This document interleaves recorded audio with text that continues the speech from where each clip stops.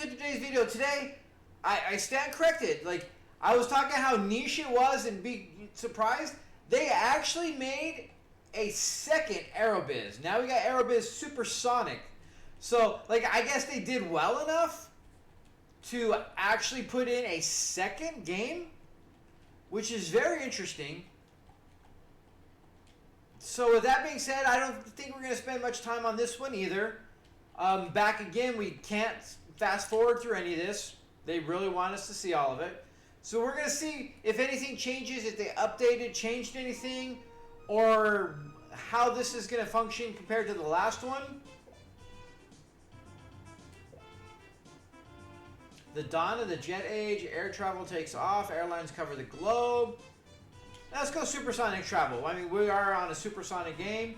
Let's go with it.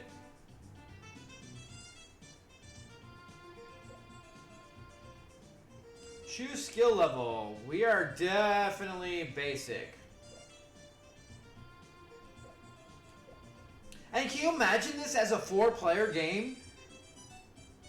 I mean, it is one thing to hang out with your buddies and just like chat, talk, eat some food, whatever. Well, one person kind of does a little something and the next one. Like, I can almost see that being, could be an interesting time. I mean, I could see a million better games to be playing with buddies, but if you have the right mindset of people, I mean, I'm sure you could make a hell of a night of it. All right, where do we want to go this time? Ooh, let's go to Rome. Let's do Rome this time. Yep, Rome's fine. Customize each company's name and color. All right, we're ready. We're just don't really see a need for all of that.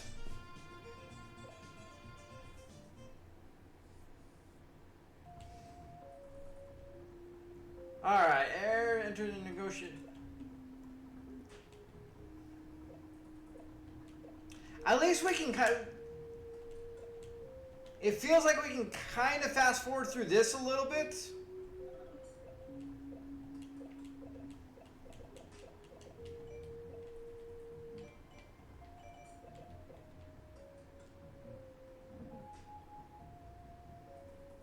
Okay, so the exact same thing that was said last time.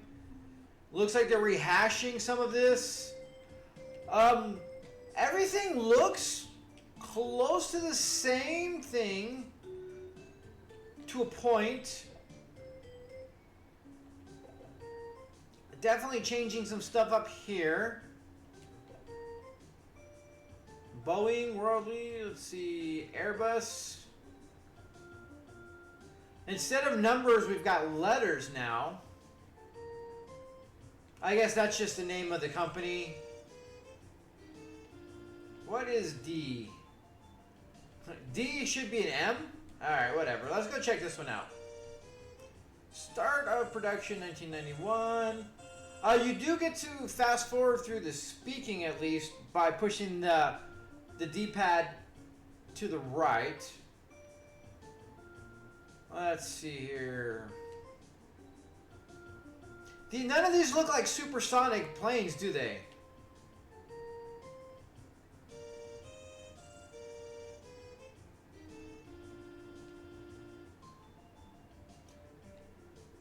Let's go back.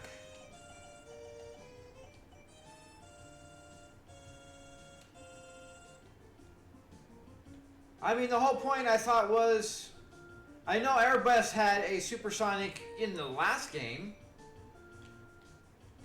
Let's see, we got the 3400, which is the same as we did last time. That's it that we can do? That's the only plane in this one? Interesting.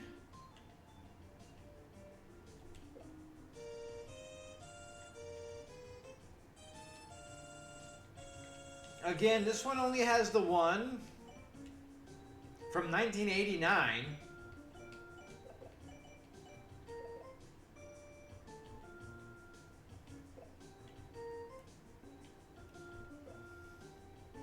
The other one is the only one that actually had multiple planes.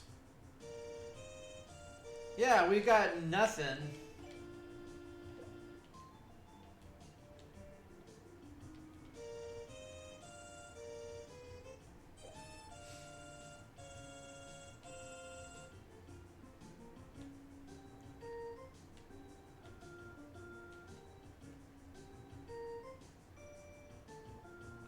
Alright, let's go to the 777.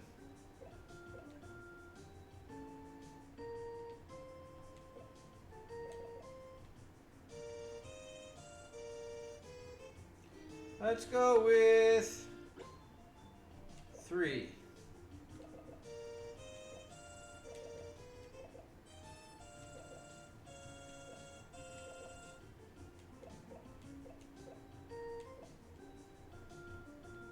Alright, we're back to the 3-month thing. They really like that 3-month thing. But I mean, I get it. I mean, again, I think there's a pretty decent, kind of feels like there's something to it, and there's a little amount of realism in all of this.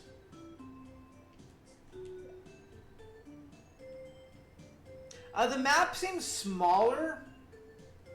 Well, I mean, it seems just more compact. Like, we're just like one giant continent rather than anything else.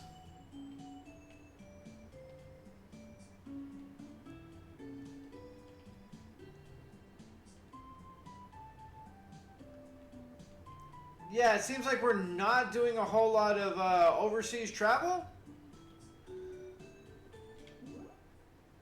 Oh, okay, so the bumpers actually changed continents. So the map seems to be bigger than what the last one was. Let's go Tokyo. Let's go 2. 6 months.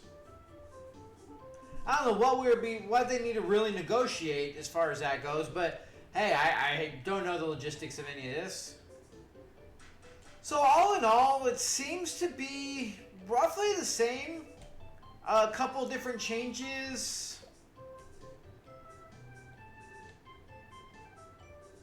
But all in all, like, you know, it's going to be more or less the same of what the last one was.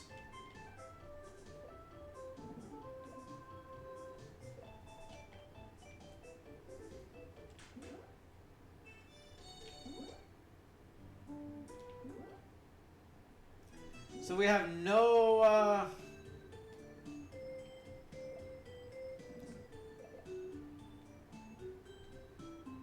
so we have no routes. We can look at the ads. You can't run any routes.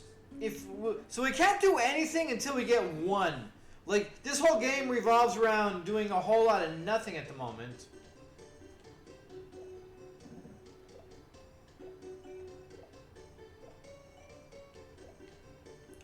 Alright, so like the whole game, but like you start with 0, so you can only do very little. You have to go negotiate everything real quick, buy some planes, and once you have that established, you can kind of start playing. So at first you really have nothing going on for a little bit. Again, good attention to detail. I'm sure there's a lot of somewhat accuracies in. I mean, I don't know how fully accurate the game would be in compared to reality for what they could do, but all in all, it seems like they put some attention to detail in this game and some love in the game. But all in all, you really have to want to do stuff like this. This is not a game you just pick up and play for a little bit and have some fun with by any stretch of the imagination, to be honest. Like, there's a lot going on, but not a lot going on at the same time. Like, at the moment here, we got nothing until we do our 3 months to go by till we get our planes, till hopefully we get our first flight path.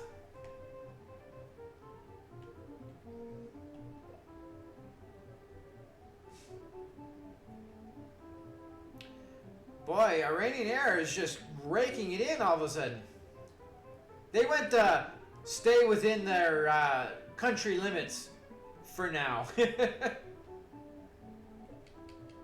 But I don't know. I mean, it really feels a lot like the same game. They did change up some interfaces, change up a little bit of how everything looks. But for the most part, they didn't change a lot. Like, it really feels like the exact same game for the most part. Even though they're talking about it being supersonic, we don't have any supersonic planes at all. At least the last game actually had the Concorde, where this one had none of that. I mean, maybe that's something you unlock later, but we went to the supersonic age where they're talking about all transport being supersonic, and yet we're still flying planes from 1998. So in that aspect, kind of bothers me a lot. Like, they didn't even bother to, like, do some sort of interesting planes or anything like that. So I don't understand why we're calling it supersonic, why we're in the supersonic age when nothing is fast at all. I mean, we still got the B-77. Like, that part doesn't really make sense to me and is a little disappointing.